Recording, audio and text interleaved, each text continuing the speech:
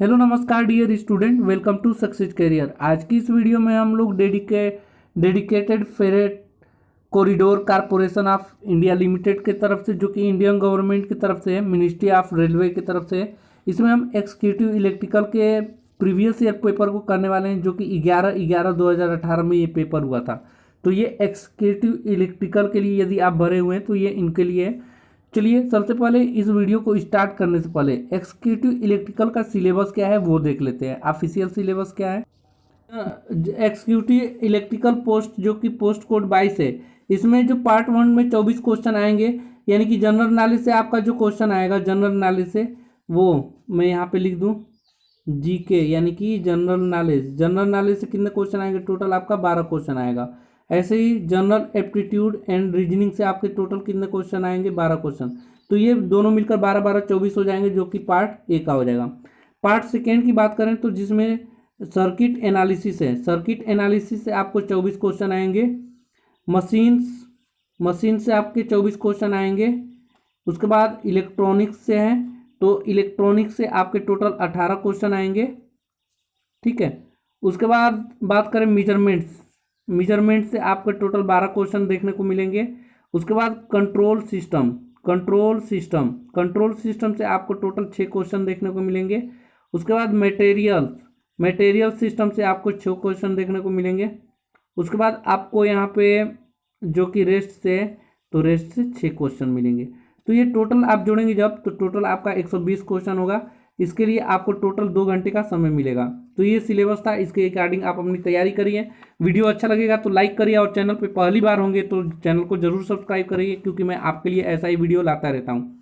तो हेलो नमस्कार dear student, welcome to success career. आज की इस वीडियो में हम लोग dedicated freight corridor corporation of India limited की तरफ से, जो कि इंडियन गवर्नमेंट की तरफ से है, मिनिस्ट्री ऑफ रेलवे की तरफ से है, इसमें हम एग्जीक्यूटिव इलेक्ट्रिकल के प्रीवियस ईयर पेपर को करने वाले हैं, जो कि 11/11/2018 में ये पेपर हुआ था। तो ये एग्जीक्यूटिव इलेक्ट्रिकल के लिए यदि आप भरे हुए हैं तो ये इनके लिए है।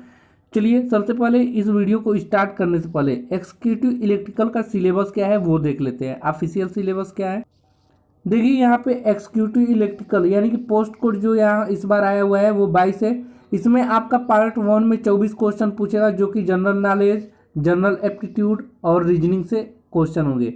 उसके अलावा पार्ट सेकेंड में आपका 96 क्वेश्चन पूछेगा, जो कि circuit analysis, machines, electronics, measurements, control systems, material system and rest etc यहाँ से क्वेश्चन पूछेंगे।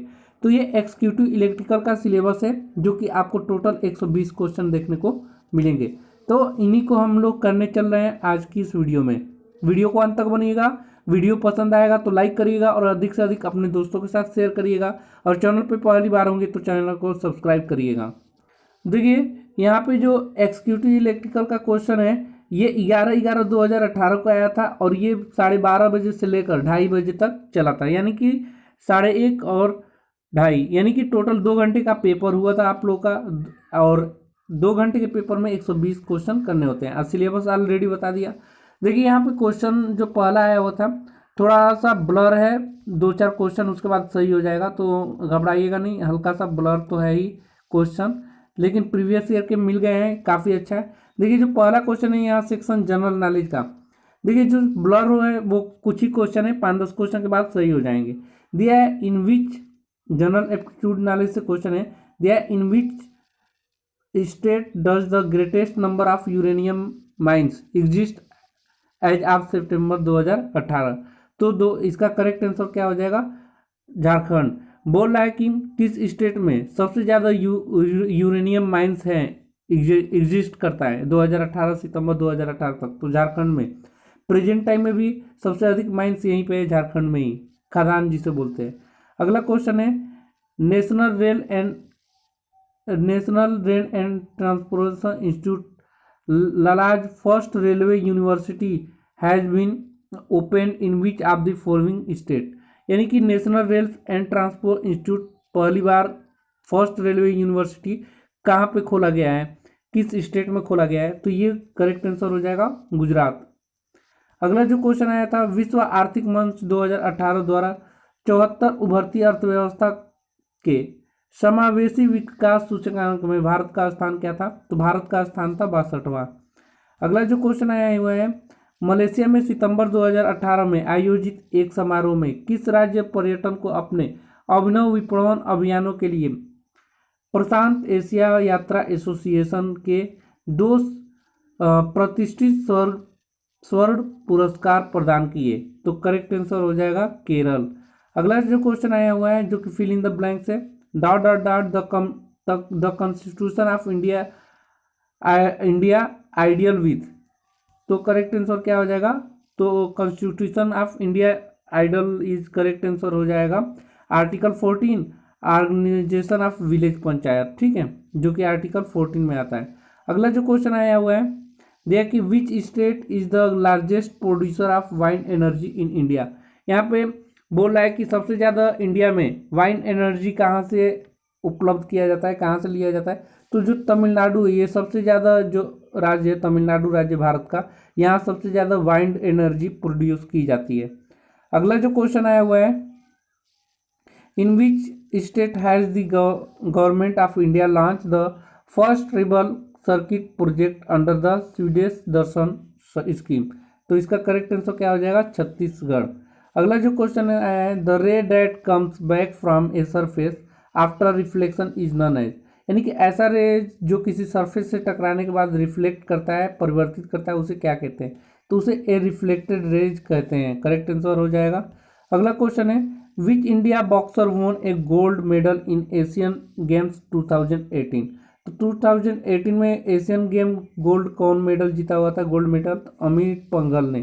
तो इस समय 2018 के बाद 2021 का आपका पूछ सकता है और 2020 का पूछ सकता है, यानी कि करंट में जो भी है उनका पूछ सकता है। अगले क्वेश्चन पे चलते हैं, which of the following is correct? कौन सा करेक्ट है? तो करेक्ट यहाँ पे है Sucheta Kripalani was the first women chief minister of Uttar Pradesh, यानी कि सुचिता कृपलानी जो थी ये first women chief minister of Uttar Pradesh की थी। अगला जो क्वेश्चन है, जब कांच की एक छड़ को रेशम पर रगड़ा जाता है तो इसके द्वारा प्राप्त आवेश को परंपरागत रूप से क्या कहा जाता है? तो जब एक कांच की छड़ को रेशम पर रगड़ा जाता है तो परंपरागत रूप से उसे धनात्मक कहा जाता है। करेक्ट आंसर हो जाएगा पहला। अगला जो क्वेश्चन दिया है, आफ्टर फुल मून डे, यानी कि फुल मून डे के मतलब जब पूर्ण चांद उगा रहे, the size of bright part of the moon appear to the become thinner and thinner every night and the 15th day the moon is not visible, this day is known as, यानी कि बोल रहा है कि जब full moon day होता है तो उस समय धीरे धीरे क्या होता है, घटता जाता है उसकी रोशनी, और जब वो एकदम एक समय आता है कि उस दिखाई नहीं देता, ठीक है, तो उस दिन को क्या कहते हैं? This day is known as new moon day, यानी कि अब नया मून डे चालू होगा, यानी कि अब फिर से उसकी शुरुआत होगी। एकदम नॉट विजिबल है, फिर से हल्का सा दिखाई देगा, फिर उससे थोड़ा बड़ा दिखाई देगा, फिर उससे बड़ा दिखाई देगा, फिर उससे बड़ा, तो उसी को न्यू डे बोलते हैं, जिस दिन हमें दिखाई नहीं देता है, क्योंकि उसी दिन से फिर अब क्या होगा, उसके अगले दिन हल्का सा एकदम पतला सा दिखाई देगा। अगला क्वेश्चन दिया हुआ है, दी गई श्रृंखला में रिक्त स्थानों पर किस अक्षर समूह को क्रमिक रूप से रखा जाए जिससे कि एक श्रृंखला को पूर्ण हो? तो ये आपका श्रृंखला दिया हुआ है और इसमें आपको फिल करना है।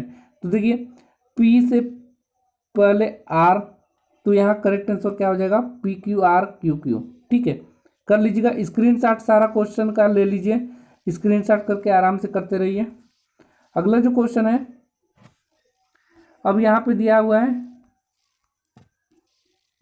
अब यहाँ से लॉजिकल रीजनिंग के क्वेश्चन चालू हो गए हैं। एक बात ध्यान देंगे, ये पहला क्वेश्चन है लॉजिकल रीजनिंग के, इससे पहले जो आपका था वो 12 क्वेश्चन थे। 12 क्वेश्चन किसके थे? तो ये 12 जो क्वेश्चन आए हुए थे वो जनरल एप्टीट्यूड एंड नॉलेज से थे। अब 12 क्वेश्चन आपका रीजनिंग से होगा, चलिए उसको भी देख लेते हैं।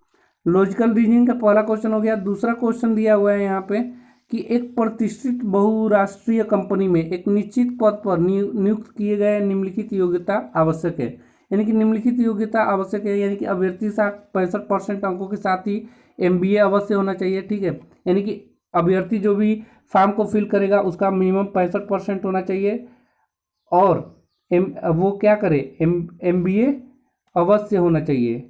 अभ्यर्थी को न्यूनतम जो है 50% अंकों के साथ चयन परीक्षा अवश्य उत्तीर्ण होना चाहिए, यानी कि जो उसका पेपर होगा उसमें उसको 50% या उससे अधिक पेपर लाना होगा, कम होगा तो उसको सिलेक्शन नहीं मिलेगा जो पेपर होगा। अभ्यर्थी ने साक्षात्कार में न्यूनतम 65 अंक अवश्य प्राप्त किए हुए हों, और जो अभ्यर्थी साक्षात्कार हैं यानी कि जब मेरिट लिस्ट जारी होगी उसमें कम से कम 65% क्या होगा, अवश्य लाना उनको अनिवार्य है। और अभ्यर्थी की जो आयु है 1 सितंबर 2018 को 23 वर्ष से कम और 30 वर्ष से अधिक नहीं होनी चाहिए। अब इसको आपको आंसर देना है, अभ्यर्थी के मामले में जो अन्य सभी मापदंडों को पूरा करता है सिवाय किसको पूरा करता है, देखिए तो ये पूरा करता है पहले को, यह मामला निदेशक भर्ती को संदर्भित किया जाना है, ठीक है। यह मामला करेक्ट आंसर हो जाएगा। देखिए आंसर में क्या दिया गया है, पहला उपर्युक्त जो है ए में, किंतु वह 50% अंक प्राप्त करता इंजीनियर है तो मामले को निदेशक भर्ती के लिए संदर्भित किया जा सकता है, यानी कि वो साफ साफ लिखा हुआ है ना, वो करेक्ट आंसर हो जाएगा, ठीक है। अगले क्वेश्चन की तरफ बढ़ते हैं। अगला क्वेश्चन दिया है in a code language work is written XOSL and time is written UINE, तो सैलरी किससे द्वारा लिखा जाएगा, तो W का क्या हुआ है X हो गया, O को वैसे ही रहने दिया है, R को S कर दिया है, और उसके बाद K है तो K को L कर दिया है, ठीक है। तो वैसे ही क्या हो जाएगा, S को क्या कर देगा, T कर देगा, A को वैसे ही रहने देगा, L के बाद क्या आ जाता है, M आ जाता है, फिर A को वैसे ही रहने देगा, फिर R के बाद क्या आ जाता है, S आ जाता है, और Y को वैसे ही रहने देगा, यानी कि TAMASZ ये करेक्ट आंसर हो जाएगा। Y के बाद क्या आता है, Z आता है, सॉरी यहाँ पे सैलरी Y है तो Y को Z बन जाएगा, तो B हमारा करेक्ट आंसर हो जाएगा। अगला क्वेश्चन है 8 friend PQRSTUV and W are sitting around a circle table U, ठीक है। एक 8 फ्रेंड की दोस्त हैं जो PQRSTUV हैं और वो एक सर्कल है, सर्कल टेबल है, ठीक है। U is on the mediator right of Q and V, QV के मीडिएटर है, V is neighbour of T, ठीक है, तो V जो है T का पड़ोसी है, R is between T and U, और R जो है T और U के बीच में बैठा हुआ है, W is in the immediate left of P, यानी कि जो W है वो जस्ट तुरंत बाद लेफ्ट साइड में बैठा हुआ है, लेफ्ट का मतलब होता है बाएं साइड में बैठा है, किसके बाएं साइड में, R के साइड में, but is not the neighbour of T of S, और ठीक है, तो लेकिन वो पड़ोसी नहीं है, P जो है किसके, जस्ट W के बगल में बैठा है लेफ्ट साइड में, लेकिन वो T और S का पड़ोसी नहीं है। What is the position of A, position S का पोजीशन क्या होगा, तो S का पोजीशन जो होगा on the immediately left of Q, correct answer हो जाएगा। आप लोग कर लीजिएगा रीजनिंग के क्वेश्चन को, थोड़ा वीडियो काफ़ी लेंथी हो जाएगा, यहाँ पे 120 क्वेश्चन कराना है, इस वजह से मैं आप लोग को सिर्फ आंसर दिखा रहा हूँ कि कैसे कैसे आंसर आए हुए हैं, और आप इसको स्क्रीनशॉट लेकर हल करें और अपनी सिलेबस के अकॉर्डिंग अपनी तैयारी करें। देखिए यहाँ पे 5वें नंबर का क्वेश्चन दिया गया है, दिए गए कथनों को सत्य माने भले ही तथ्यात्मक रूप से अर्थहीन हो, और निर्णय लें कौन सा निष्कर्ष तर्क संगत रूप से कथनों का अनुसरण करता है। कथन दिया हुआ है सभी अधिकारी स्नातक हैं और सभी लिपिक स्नातक हैं। निष्कर्ष क्या निकल कर आएगा, तो निष्कर्ष निकल कर आएगा कुछ स्नातक अधिकारी है। देखिए सबसे पहले तो सभी अधिकारी जो है ये सभी अधिकारी हो गए, ये क्या है, ग्रेजुएशन है, और सभी लिपिक स्नातक हैं, तो सभी लिपिक क्या है, स्नातक हैं, तो सभी लिपिक भी यहाँ पे कर लेते हैं, लिपिक भी स्नातक हैं, ये दोनों क्या है, ये सभी स्नातक हैं। तो अब यहाँ पे कुछ स्नातक अधिकारी हैं, सॉरी ये हो गया हमारा स्नातक, ये हो गया अधिकारी, और ये हो गया लिपिक। अब यहाँ पे क्वेश्चन पढ़िए, निष्कर्ष क्या निकल कर आया, कुछ स्नातक अधिकारी हैं। देखिए ये अधिकारी था ना, और ये लिपिक था, और ये ग्रेजुएशन था यानी कि स्नातक था। तो अब इसमें बताना है कुछ स्नातक अधिकारी हैं, तो कुछ स्नातक जो है, स्नातक यानी ग्रेजुएशन, ये अधिकारी हैं, करेक्ट है पहला। दूसरा दिया है सभी स्नातक अधिकारी हैं, तो सभी स्नातक जो हैं ये अधिकारी हैं, ठीक है। तो अधिकारी जो है ये सभी स्नातक कहाँ हैं, स्नातक हैं, सभी स्नातक अधिकारी हैं। तो स्नातक सभी ये बड़ा वाला पार्ट है और अधिकारी ये वाला पार्ट है, तो ये गलत है। यानी कि करेक्ट आंसर क्या हो जाएगा, केवल निष्कर्ष एक अनुसर करता है। अगले क्वेश्चन की तरफ बढ़ते हैं। अगला क्वेश्चन है the equal number of house on the both side of the street are number 2 1 2 3 4 up one side then back down the other side. If house number 9 is opposite house number 24, then how many house are there on the street? ठीक है, तो यहाँ पे कितने street होंगे, कितने number of house होंगे, 32 होंगे। अगले क्वेश्चन की तरफ बढ़ते हैं। अगला क्वेश्चन है एक प्रतिष्ठित बहुराष्ट्रीय कंपनी में एक निश्चित पद पर नियुक्ति के लिए निम्नलिखित योग्यताएं आवश्यक हैं।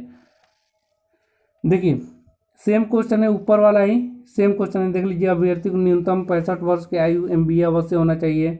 अभ्यर्थी की न्यूनतम 50% अंकों के साथ चयन परीक्षा उत्तीर्ण अवश्य होनी चाहिए। तो ये क्वेश्चन मैं करा दिया हूँ, तो दोबारा नहीं करवाना चाहता हूँ क्योंकि वही रिपीट क्वेश्चन है। अगला देखिए question, in a class of test of 45 student. एक क्लास है जिसमें टेस्ट हो रहा है और उसमें 45 स्टूडेंट है।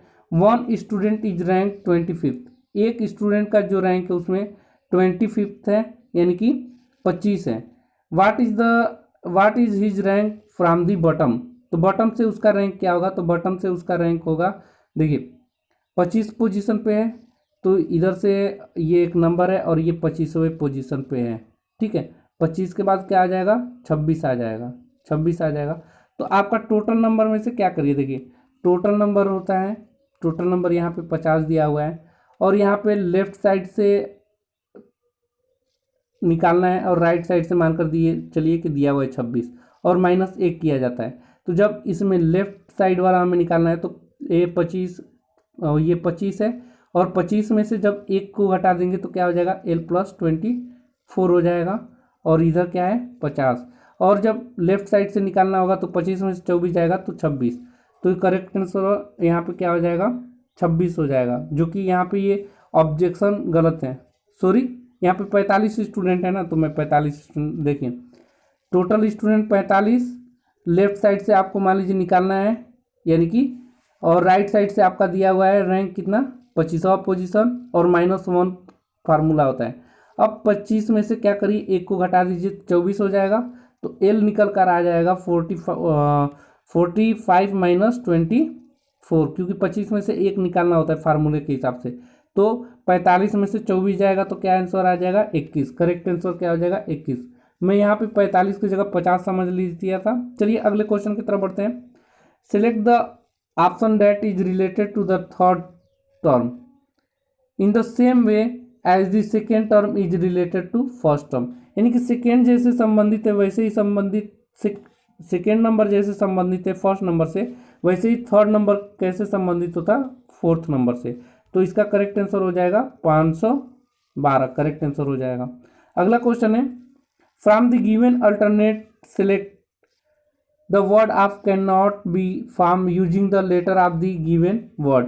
यानी कि आपको बताना है कि एप्रिसिएट वर्ड जो दिया हुआ है इसे कौन सा वर्ड नहीं बन सकता है।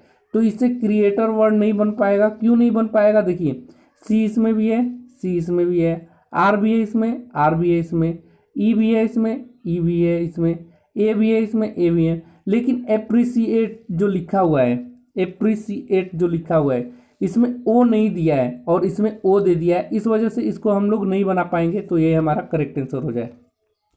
अगले क्वेश्चन की तरफ बढ़ते हैं। दिया है select the number pair which is different from the other 3 response.